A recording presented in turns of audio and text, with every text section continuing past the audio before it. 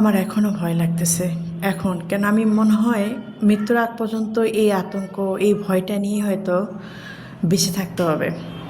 কারণ সন্তানের মা হয়েছি, আমারও সন্তান আছে, ওই বয়সী সন্তান আছে।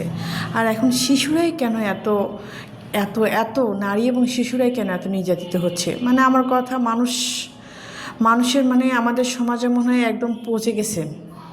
একদম ভিতর থেকে যদি দেখা হয় আসলেই পচে গেছে। তা না হলে এখন কতটা আতঙ্ক লাগে, একটা বাচ্চা দরজার সামনে খেলতেছে, সেখান থেকে একটা বাচ্চাকে ফুসলিয়ে নিয়ে যাওয়া হয়েছে।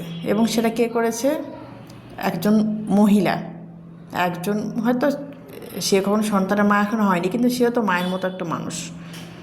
তাকে আদর করে ডাকছে, সে চলে গেছে, গিয়ে দরজা লক করে দিয়েছে। তখন বাচ্চাটা চিৎকার করেছে। আরও কত নির্মমতা, কত নিষ্ঠুরতা! বাচ্চাটাকে ধর্ষণ করছে, তার মাথা বিচ্ছিন্ন করছে, হাত বিচ্ছিন্ন করছে। আচ্ছা, কার পক্ষে সম্ভব?